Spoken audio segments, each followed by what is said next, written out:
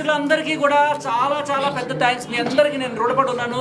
అసలు బిగ్ బాస్కి వెళ్ళకముందు మీరు అందరూ కూడా నన్ను ఛానల్స్కి పిలిచి ఇంటర్వ్యూలు చేసి నన్ను ఇంత వాణి చేసి మీరే నన్ను అక్కడ పంపించారు.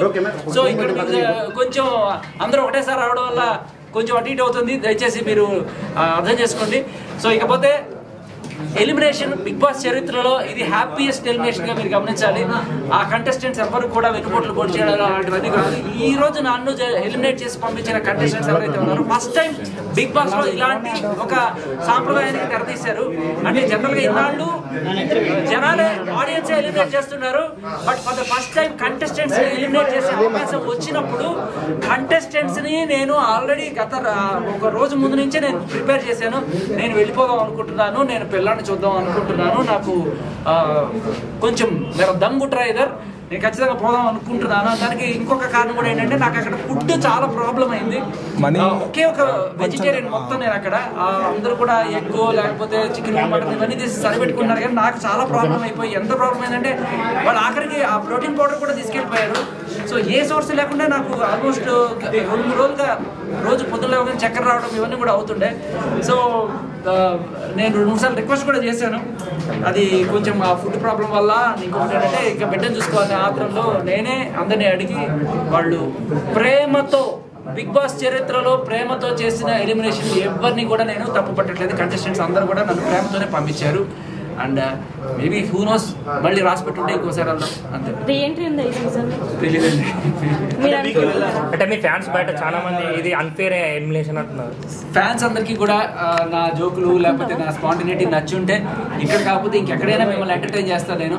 సో నన్ను అర్థం చేసుకున్నారు. అట్లీస్ట్ శేఖర్ భాష ఉన్నాడు, ఒకడు ఉన్నాడు, వాడు ఇలాంటి జోకులు వేస్తాడు, వాడి టైమింగ్ ఇలా ఉంటుంది, వాడి స్పాంటినిటీ ఇలా ఉంటుంది అని మీకు గ్రహించినప్పుడు బిగ్ బాస్లో మళ్ళీ వస్తే అవకాశం వెళ్తాను. బిగ్ బాస్ కాకపోతే మనకి బోల్డెన్ ప్లాట్ఫామ్స్ చాలా క్లోజ్గా చూస్తారు కదా, విన్నర్ ఎవరు అవుతారు అనుకుంటున్నారు? విన్నర్ ఎవరు అవుతారని కాదు, ఎవరు అవ్వాలని కోరుకున్నానంటే నాకు సీత గాని విష్ణుప్రియ గాని అయితే బాగుంటుంది. మన తెలుగు ఎందుకు వాళ్ళిద్దరే ఎందుకు అనుకుంటారు? ఇప్పటిదాకా అమ్మాయిలు కాలేదు, ఫస్ట్ టైం అమ్మాయిలు అయితే బాగుంటుంది. అంటే తెలుగు బిగ్ బాస్ లో మొత్తం తెలుగు బిగ్ బాస్ మొత్తంలో ఇప్పుడు ఎక్కువ మంది చూస్తే బయట వాళ్ళే కనిపిస్తున్నారు. మీకేమనిపించింది వెళ్ళిన తర్వాత? కొంత అనిపించింది, బట్ అంటే ఒకసారి వాళ్ళు వాళ్ళ ఊరు దాటి మన దగ్గరికి వచ్చి మనతో ఉంటున్నప్పుడు వాళ్ళు మన వాళ్ళు కానీ పరిగణించాలి.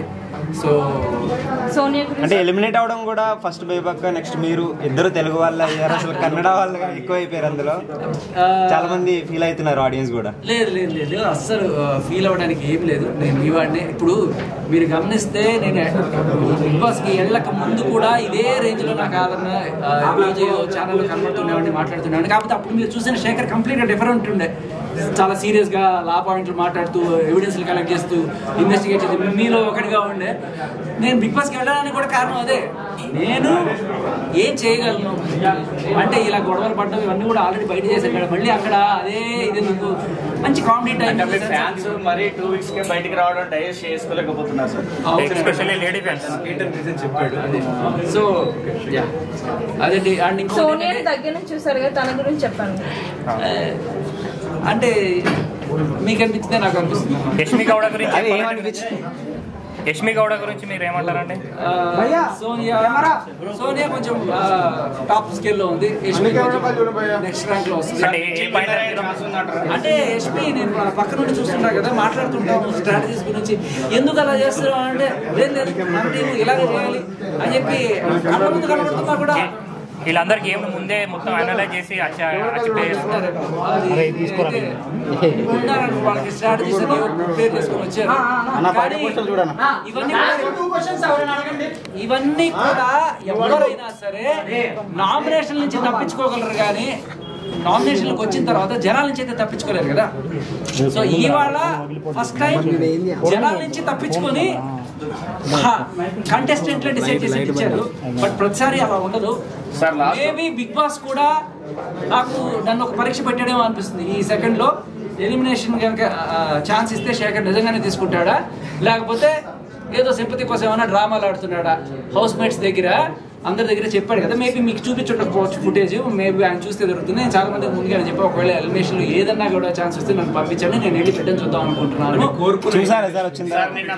అన్నప్పుడు వాళ్ళు ఒక టెస్ట్ చేసి ఉంటారు, వీడు నిజం చెప్పాడా లేకపోతే వీడు ఇది చూద్దాం అని చెప్పి వాళ్ళు బిగ్ బాస్ వాళ్ళే పెట్టిన పరీక్షగా మనం ఇది కూడా అనుకోవచ్చు.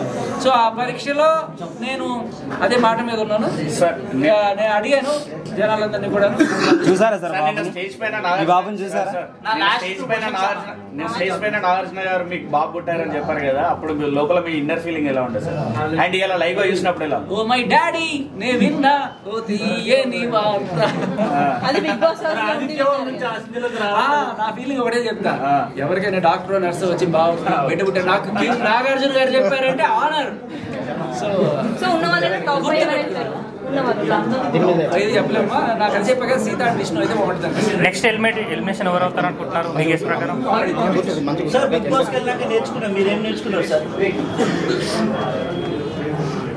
సింపతి గేమ్ల వల్ల లేకపోతే ఊరికే ఎమోషన్స్ చేయడం వల్ల, లవ్ ట్రాక్లు నడపడం వల్ల మీరు కొన్నాళ్ళు ఈ నామినేషన్లోకి రాకుండా తప్పించుకోవచ్చు, కానీ జనాల నుంచి అయితే తప్పించుకోలేరు. అల్టిమేట్ గా మిమ్మల్ని కాపాడుకోవాల్సింది.